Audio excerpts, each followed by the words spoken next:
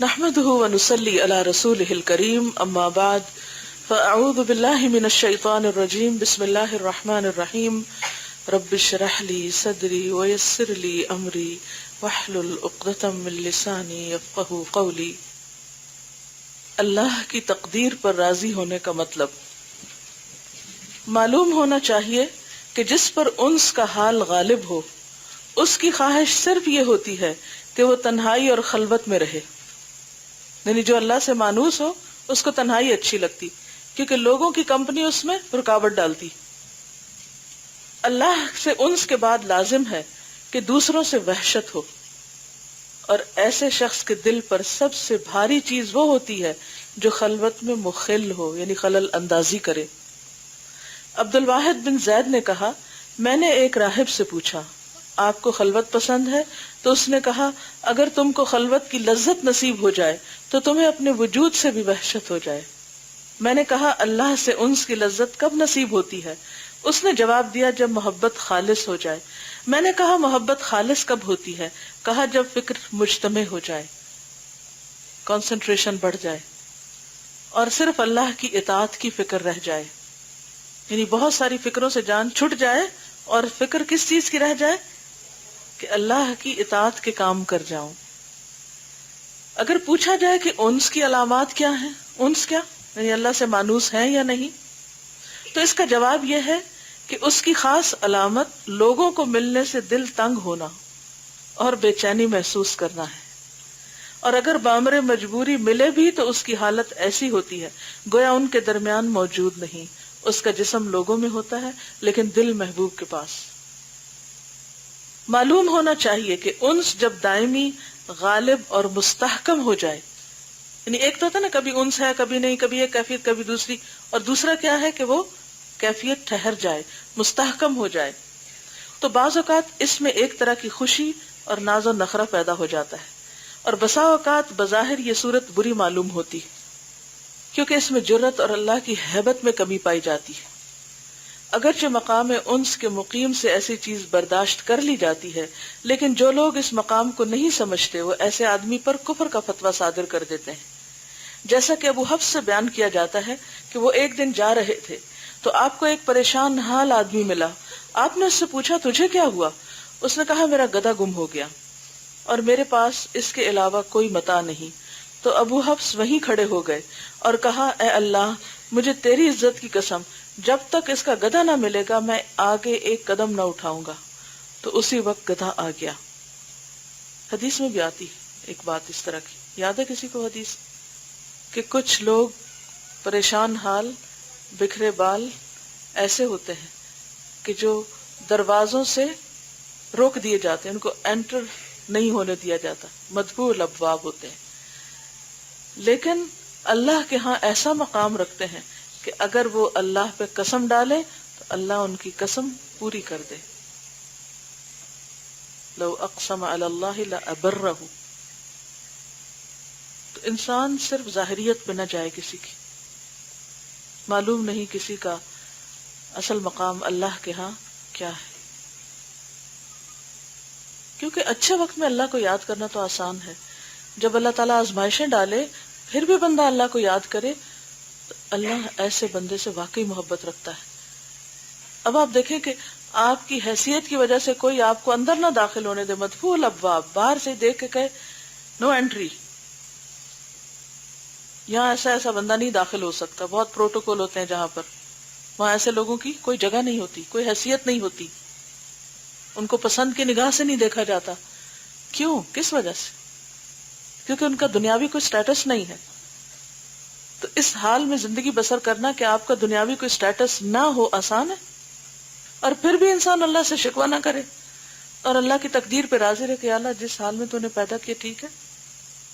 بعض اوقات انسان کسی جسمانی نقص میں مبتلا ہو جاتا ہے، کوئی بھی ایسی کنڈیشن ہو سکتی ہے کہ لوگ اس سے دور بھاگنے لگتے ہیں۔ کچھ لوگ جہاں بیٹھتے ہیں اللہ کی بات کرتے ہیں، کیا عام لوگوں کو پسند آتی ہیں ایسی باتیں؟ نہیں۔ کہنے کا مطلب یہاں یہ ہے کہ اگر کوئی شخص دنیاوی اعتبار سے ایکسیپٹیبل نہیں، کسی بھی خاص کمزوری کی وجہ سے، اور وہ اس کو برداشت کر جاتا ہے.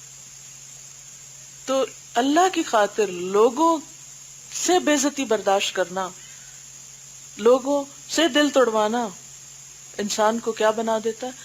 اللہ کا محبوب. ہاں اس کی شرط یہ ہے کہ انسان شکوہ نہ کرے کہ وائی می، کیا کہے میں ہر حال پہ راضی، جو تو میرے بارے میں چاہے. تو پھر اللہ بھی اس بندے سے راضی اور اس کو وہ راضی کر دیتا ہے. وَلَسَوْفَ يَرْضَى. کوئی بھی اپنی دھتکارے جانے کی کیفیت ذرا معلوم کرے، سوچیں کبھی کہیں سے آپ کو دھتکارا گیا ہو، کہیں سے آپ کو ریجیکشن ملی ہو اور آپ اس پر اللہ کی طرف رجوع کر لیں، کیا وہ ٹھنڈک نصیب نہیں ہوگی؟ کوئی کیفیت نہیں گزری. ہاں اگر بہت پرسنل ہے تو الگ بات، لیکن سوچیں کچھ لوگ مسکرا رہے ہیں، اس کا مطلب ہے میری بات سمجھ رہے ہیں کہ میں کیا کہہ رہی ہوں. عام حالات میں ہوتا پتہ کیا ہے، ذرا سی کوئی تکلیف ہو، ذرا کوئی بات ہو، فوراً ناراض ہونے لگتے ہیں اللہ سے، رونا دھونا ایک آفت مچائے ہوئے ہوتے ہیں. لیکن جب کبھی ایسا ہو اور انسان کہ یا اللہ تو گواہ رہنا صرف تیری وجہ سے ہوا یہ میرے ساتھ، ویسے نہ ہوتا. اگر میں ان کے معیار پہ پوری اترتی ہوتی تو یہ میرے ساتھ یہ سلوک نہ کرتے. ریجیکشن بہت تکلیف دہ چیز ہے، اور اگر کسی دنیاوی وجہ سے ہے تو وہ بھی تکلیف دہ ہے، اور اگر وہ خالصتاً اللہ کی خاطر ہو، وہ دروازے آپ پر صرف اس لیے بند ہو کہ آپ اللہ کو ماننے والے. کتنے ہی لوگ ہیں جو کہتے ہیں ہمارے حجاب کی وجہ سے ہم کو جاب نہیں ملی، لیکن ان کے کہنے میں وہ احترام نہیں ہوتا، وہ حجاب کو بلیم کر رہے ہوتے ہیں. مجھے اگر کبھی حجاب کی وجہ سے پیچھے رہنا پڑے، میں تو نام نہ لوں کہ میرے حجاب کی وجہ سے ایسا. وائی شوڈ آئی بلیم مائی حجاب، جو میں نے اللہ کا حکم سمجھ کے پہنا ہے. مجھے تو ایسی باتیں سنتے ہوئے بھی شرم آتی کہ یہ تو تکلیفیں ہیں بھی کیا جن کو ہم نشانہ بنا کے رکھتے ہیں. چونکہ میں دینی ہوگی اس لیے میری شادی نہیں ہو رہی، چونکہ میں نے حجاب پہن لیا اس لیے مجھے جاب نہیں ملی، چونکہ یہ سو واٹ نہیں ملی تو کیا ہوا؟ دنیا کی محرومی کیا محرومی ہے؟ یہ تو سوچیں جس کی خاطر آپ کو یہ سب تکلیف اٹھانی پڑی، اس کی نظر میں آپ کا کیا مقام ہوا؟ آپ اس کے کتنے لاڈلے ہوئے، اس کے کتنے قریب آئے، وہ کیا کیا نعمتیں آپ کو دے سکتا ہے. اس کی خاطر بے آبرو ہو کر تو دیکھو، اور پھر اس بے آبرو ہونے کا شکوہ نہ کرو، اس سے ناراض نہ ہو. ایوب علیہ السلام کی مثال بہترین مثال ہے، یوسف علیہ السلام کی مثال بہترین مثال ہے. کتنا حیا ہے ان کی بات میں کہ جب بھائی سامنے بھی آ جاتے ہیں اور جو سب کچھ کرتے ہیں تو کہتے ہیں شیطان نے غلط فہمی ڈال دی تھی میرے اور میرے بھائیوں کے درمیان. بہت تذکرہ نہ کریں، یہ دراصل انڈائریکٹلی شکوہ ہوتا ہے اللہ سے، اللہ تیری وجہ سے، تیرے دین پہ چلنے سے یہ سب ہو گیا میرے ساتھ، میں تو اچھی بھلی تھی. اگر آپ سے کوئی آ کے یہ کہے کہ آپ کی وجہ سے مجھے یہ اور یہ اور یہ اور یہ مشکل پیش آ رہی ہے، تو آپ کے دل کا حال کیا ہوگا اس وقت؟ کیسا لگے گا آپ کو؟ کس قدر برا لگے گا؟ کہ کیا محبت ہے تمہیں مجھ سے؟ ایک طرف محبت کے دعوے بھی کرتے ہو اور دوسری طرف اگر اس محبت میں کوئی تکلیف آ گئی ہے تو اس کو بھی اتنا اچھال رہے ہو اور ساری دنیا کے سامنے اس کو بے نقاب کر رہے ہو. محبت میں کوئی تکلیف پہنچے تو اس کا انسان ذکر کرتا ہے، اس کا شکوہ دوسروں سے کرتا ہے. اللہ کی محبت میں کوئی تکلیف پہنچے تو شکوہ بندوں سے کریں گے. یا اللہ تیری خاطر میرے ساتھ یہ اور یہ بیت گئی، میں اس چیز سے بھی محروم. وہ اللہ ہی سے کریں گے پلٹ کے، یا اللہ تو جانتا نا، تو دیکھ رہا ہے میرے ساتھ یہ کیوں ہوا ہے، تیری وجہ سے ہوا ہے، بس تو ہی سنبھال لے اس کو، کسی اور سے نہیں، اسی سے. تو ہر چیز کے مینرز ہوتے ہیں، ہر چیز کا ایک ادب ہے، ہر چیز کی خوبصورتی ہے، اس کا ایک حسن ہے. اللہ کی محبت کا بھی ایک حسن ہے جو ہمارے رویوں میں دکھنا چاہیے. کسی کے لیے تکلیف اٹھا کے دوسرے سے جا کے شکایت کرنا، یہ کیا بات ہوئی؟ یہ تو خلوص نہیں. بزخ عابد سے بیان کیا جاتا ہے کہ وہ پیاس سے پریشان ہو کر باہر نکلے اور کہا اے رب تو بخیل تو نہیں ہے، کیا تیرے پانی کا ذخیرہ ختم ہو گیا؟ ہمیں ابھی پانی دے. یہ لاڈ آپ اللہ سے کر سکتے ہیں. اور یہ کوئی بعید بات نہیں کہ ایک آدمی سے کوئی بات برداشت کر لی جائے اور دوسرے سے وہی بات برداشت نہ کی جائے. باقی رہا اللہ کی تقدیر پہ راضی رہنا، تو یہ مقربین کے اعلیٰ مقامات میں سے ہے، محبت کا نتیجہ ہے، اور اس کی حقیقت بڑی گہری ہے۔ اسے صرف وہی سمجھ سکتا ہے جسے اللہ سمجھائے۔ لہذا دعا مانگے، اللہ تو مجھے سمجھا دے، اللہ تو مجھے سمجھا دے، اللہ تو مجھے سمجھا دے۔ جب کبھی ایسا دل بے قابو اور بے ضبط ہو اور بے قاعدہ ہو، فوراً دعا مانگا کرے، اللہم اہد قلبی، اللہ میرے دل کو ہدایت دے دے۔ یہ اگر تیری تقدیر کو ایکسپٹ نہیں کر رہا تو اسے ہدایت دے دے، اسے سیدھا کر دے۔ رضا کی فضیلت میں وہ بھی ہے جو حدیث میں آیا ہے۔ نبی صلی اللہ علیہ وسلم نے فرمایا، جب اللہ کسی بندے سے بھلائی کا ارادہ کرتا ہے تو اسے اپنی تقسیم پہ راضی کر دیتا ہے، اسے اپنی تقسیم پہ راضی کر دیتا ہے۔ تقسیم کیا ہے؟ کسی کو صحت زیادہ ملی، کسی کو کم ملی، کسی کو دولت زیادہ ملی، کسی کو کم ملی، کسی کو علم زیادہ ملا، کسی کو کم ملا۔ یا اللہ، اگر میرے لیے تو نے یہ ساری پابندیاں رکھی تھی اور میرے لیے وہ سب کچھ نہیں تھا جو اوروں کے لیے، میں اس پہ بھی راضی ہوں، تیری تقسیم ہے نا، میں اس پہ راضی ہوں۔ اللہ تعالیٰ نے داؤد علیہ السلام کی طرف وہی فرمائی، اے داؤد، مجھے سب سے زیادہ خوش کرنے والا اور تیرے بوجھ کو اتارنے والا کوئی عمل ایسا نہیں جیسا کہ میری تقدیر پہ خوش ہونا ہے۔ کیونکہ اس سے نہ صرف یہ کہ اللہ خوش ہوتا ہے بلکہ بندے کا بوجھ بھی اتر جاتا ہے۔ کیا بوجھ؟ کون سا بوجھ؟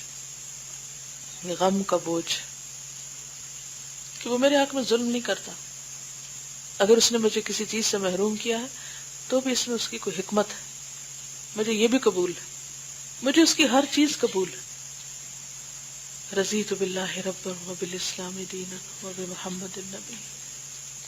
حضرت علی بن ابی طالب رضی اللہ عنہ نے عدی بن حاتم کو غمگین دیکھا تو فرمایا، اے عدی، کیا بات ہے؟ میں تجھے غمزدہ اور پریشان دیکھ رہا ہوں۔ تو انہوں نے کہا، میں کیوں پریشان نہ ہوں، میرے 2 بیٹے قتل ہو گئے اور میری آنکھ پھوٹ گئی۔ تو آپ نے فرمایا، اے عدی، جو اللہ کی تقدیر پر راضی ہوا وہ اس پر جاری ہوگی اور اسے اجر ملے گا، اور جو اللہ کی تقدیر پر راضی نہ ہوا اس پر بھی تقدیر جاری ہوگی اور اس کے عمل ضائع ہو جائیں گے۔ ہونا تو وہ ہے جو رب کی چاہت ہے، تو تکلیف بھی برداشت کرے انسان اور اجر بھی کچھ نہ ملے، اس سے بڑی کیا محرومی ہو سکتی۔ حضرت ابن مسعود رضی اللہ عنہ نے کہا، اللہ تعالیٰ نے اپنے انصاف اور علم سے راحت اور خوشی، یقین اور رضا میں رکھی۔ اللہ تعالیٰ نے اپنے انصاف اور علم کی وجہ سے راحت اور خوشی کو یقین اور رضا میں رکھا ہے۔ کو لکھ لیں تو ذرا اور آسانی ہو جائے گی وضاحت میں۔ یعنی اللہ تعالیٰ کسی پہ ظلم نہیں کرتا، اس کا ہر فیصلہ انصاف کا فیصلہ ہے۔ عدل فی قضاؤک، تیرا فیصلہ میرے بارے میں عدل کا فیصلہ ہے۔ عدل فی قضاؤک، اور اس کے علم پر مبنی ہے کہ کس کو کیا چاہیے اور کیا نہیں۔ تو اس وجہ سے اس نے ہر ایک کے لیے تقسیم کی ہے، اور غم اور فکر، شک اور تقدیر پر ناراضگی میں۔ حضرت علقمہ رحمہ اللہ نے اللہ تعالیٰ کے اس قول میں وَمَن يُؤْمِن بِاللَّهِ يَهْدِ قَلْبَهُ، اور جو اللہ پر ایمان لائے گا اللہ اس کے دل کو ہدایت دے دے گا، کی تفسیر میں فرمایا، یہ مصیبت ہے جو آدمی کو پہنچتی ہے اور وہ جانتا ہے کہ یہ اللہ کی طرف سے آئی ہے، وہ اسے تسلیم کرتا ہے اور اس پر راضی ہوتا ہے۔ ابو معاویہ اسود نے اللہ تعالیٰ کے قول فَلَنُحْيِيَنَّهُ حَيَاةً طَيِّبَةً، ہم اسے ضرور پاکیزہ زندگی عطا فرمائیں گے، اس کے متعلق فرمایا یہ رضا اور قناعت ہے۔ یعنی پاکیزہ زندگی کیا ہے؟ دراصل اللہ کے فیصلوں پہ راضی ہونا اور جو ملا ہے اس پر قناعت کر لینا۔ حدیث میں ہے کہ انبیاء میں سے ایک نبی نے اللہ تعالیٰ کی بارگاہ میں اپنے 10 سال کی غربت اور بھوک کی شکایت کی۔ اللہ تعالیٰ نے ان کی طرف وحی فرمائی، کتنی مدت تک شکوہ کرتے رہو گے؟ زمین و آسمان کی پیدائش سے پہلے میں نے لوح محفوظ میں تمہاری قسمت اسی طرح لکھی تھی اور تمہارے متعلق میرا یہی فیصلہ ہے، اور میں نے دنیا پیدا کرنے سے پہلے تمہارے لیے یہی لکھا ہے۔ کیا تم یہ چاہتے ہو کہ میں تمہارے لیے دنیا کی پیدائش کو از سر نو لوٹاؤں، پھر سے دنیا پیدا کروں؟ کیا تم یہ چاہتے ہو کہ جو میں نے تمہارے لیے مقدر کیا ہے اسے تبدیل کر دوں اور تمہاری پسند میری پسند سے فائق ہو، یعنی تمہاری پسند میری پسند سے آگے ہو، تمہاری چاہت میری چاہت سے فائق ہو جائے؟ مجھے میری عزت و جلال کی قسم، اگر تمہارے دل میں آئندہ اس قسم کا کوئی خیال آیا تو میں تمہارا نام انبیاء کے دفتر سے مٹا دوں گا۔ داؤد علیہ السلام کی زبور میں ہے، کیا تم جانتے ہو کہ سب سے زیادہ تیزی کے ساتھ پل صراط سے کون گزرے گا؟ وہ جو میرے فیصلے پر راضی ہیں اور ان کی زبانیں میرے ذکر سے تر ہیں۔ داؤد علیہ السلام نے عرض کیا، اے رب، تیرے نزدیک سب سے برے لوگ کون ہیں؟ کہا، وہ بندہ جو کسی کام کے متعلق مجھ سے استخارہ کرے، پھر میں اس کو اپنی پسند بتاؤں اور اس پہ رضامند نہ ہو۔ حضرت عمر بن عبدالعزیز نے کہا، تقدیر کے واقعات کے علاوہ میرے لیے کوئی خوشی باقی نہیں رہی۔ یعنی کچھ لوگوں کو اگر تقدیر کو قبول کرنے میں پریشانی ہے تو عمر بن عبدالعزیز کے نزدیک سب سے زیادہ خوشی کی بات یہ ہے کہ میری خوشی اللہ کی خوشی میں۔ پوچھا کہ آپ کیا چاہتے ہیں؟ تو کہا، جو اللہ تعالیٰ میرے لیے فیصلہ کرے۔ حضرت حسن نے کہا، جو اللہ کی تقدیر پہ راضی ہو اس کو فراخی ملے گی اور اللہ اسے اس میں سے برکت دے گا، اور جو راضی نہ ہوگا نہ اسے فراخی ملے گی نہ برکت، کیونکہ اس کا رونا دھونا ہی ختم نہیں ہوگا۔ عبد الواحد بن زید نے کہا، رضا اللہ تعالیٰ کا سب سے بڑا دروازہ ہے، یہ دنیا کی جنت ہے، یہ عبادت گزاروں کی راحت ہے۔ بعض بزرگوں نے کہا، آخرت میں سب سے بلند درجات ان کے ہوں گے جو ہر حال میں اللہ کی رضا پہ راضی ہیں، جسے رضا عطا فرمائی گئی وہ سب سے افضل اعلیٰ درجات پہ پہنچا۔ ایک اعرابی کے بہت سے اونٹ مر گئے تو اس نے کہا، خدا کی قسم، میں خدا کی غلامی میں ہوں اور اس کا بندہ ہوں، اگر کینہ پرور دشمن کے خوش ہونے کا خیال نہ ہوتا تو میں یہ ہرگز پسند نہ کرتا کہ میرے اونٹ باڑے میں موجود رہیں اور اللہ کی تقدیر نافذ نہ ہو۔ صرف کس بات کی فکر آتی ہے کہ لوگ کہیں گے کہ یہ اچھا بندہ ہے کہ جس کے ساتھ یہ سب کچھ بیتی، میرے دشمن اور حاسد اس پہ خوش ہوں گے۔ بنیادی طور پر ضرورت اس بات کی کہ ہمارا اللہ پر اعتماد ہو، یقین ہو کہ اس کا ہر فیصلہ میرے بارے میں عدل و انصاف کا فیصلہ ہے اور اس میں میری ہی بھلائی ہے اور وہ مجھ پہ ظلم نہیں کرتا۔ یہ بھروسہ اس وقت آ سکتا ہے جب ہمارا ایمان ہو کہ اللہ کا ہر فیصلہ حکمت پر مبنی ہے اور اس کی حکمت اور مشیت جو ہے اس کے علم پر مبنی ہے۔ لا یکلف اللہ نفسا الا وسعها، اس کو پتا ہے کہ ہمارے لیے زیادہ بہتر کیا ہے۔ مسائل کا حل تلاش کیا جا سکتا، مسائل کا حل کرتے رہنا چاہیے، اور حل کرنے کے باوجود حل نہ ہو تو پھر ناراض نہیں ہونا چاہیے، مایوس نہیں ہونا چاہیے۔ تکلیف کے وقت تو خوب تقدیر کو کوستے ہیں، لیکن خوشی کے وقت تقدیر بھول جاتے ہیں کہ وہ بھی اللہ ہی نے لکھی تھی۔ کوئی بھی تکلیف آئے تو ضرور سوچنا چاہیے کہ اللہ تعالیٰ مجھے کچھ سبق سکھانا چاہتا ہے، ٹھیک ہے؟ لیکن کچھ ایسی ہوتی ہیں کہ جو پیدائشی ہوتی ہیں، یہ جس میں کوئی عمل دخل آپ کا نہیں بھی ہوتا، ہاں کی جا سکتی ہے۔ حضرت عمر کہا کرتے تھے کہ اے رب، اگر تو نے ہمیں بدبختوں میں لکھ رکھا ہے تو ہی ہمیں خوش بختوں میں لکھ دے۔ وہ اللہ کے لیے کچھ بھی مشکل نہیں۔ یہاں جس چیز کو کنڈیم کیا جا رہا ہے وہ شکوہ کہ راضی نہیں۔ خدا کی قسم، میں خدا کی غلامی میں ہوں، یعنی جو میرا رب میرے بارے میں فیصلہ کرے گا میں اس پر راضی ہوں اور اس کا بندہ ہوں۔ اگر کینہ پرور دشمن کے خوش ہونے کا خیال نہ ہوتا، کیونکہ عربوں کے ہاں قبائلی نظام تھا اور اس میں نسلی رقابتیں اور منافرتیں ہوتی تھی کہ اگر کسی قبیلے کو کوئی نقصان پہنچتا تو وہ اس کے لیے بہت منحوس خیال کیا جاتا تھا اور لوگ اس پہ باتیں بناتے تھے کہ ضرور اس کا کوئی خرابی ہے جس کی وجہ سے اس کے ساتھ ایسا ہوا، اور اچھا مزہ آیا نا اب جو اس کے ساتھ یہ ہوا۔ تو کہتا ہے کہ اب صرف یہ بات ہے جو مجھے پریشان کرتی ہے، ادروائز تو میں کبھی بھی نہ چاہتا کہ اگر میرے رب کو یہ اونٹ لینے پسند ہے تو میں کہوں کہ میرے باڑے میں کھڑے رہیں، وہ جو چاہے لے جائے۔ آپ جس سے محبت کرتے ہو کیا اس سے کوئی چیز بچا کے رکھیں گے؟ کیا کہیں گے؟ جو چاہے لے جائیں، ٹھیک ہے نا؟ انسانوں کی صرف وہ محبت قابل قبول یا بہترین ہے جو اللہ کی محبت میں اضافے کا ذریعہ ہو، ادروائز نقصان دہ ہے۔ اللہ سے محبت میں ملاوٹ کا کیا مطلب ہے؟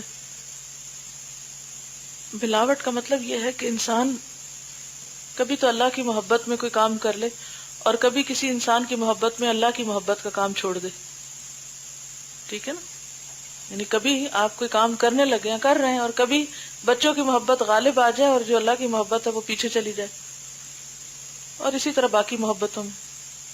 اب اللہ کی محبت میں مال خرچ کرنا ہے اور کبھی مال کی محبت میں ہم اللہ کی مرضی کے مطابق مرضی کی جگہ پہ خرچ نہیں کرتے، بخل کر جاتے ہیں.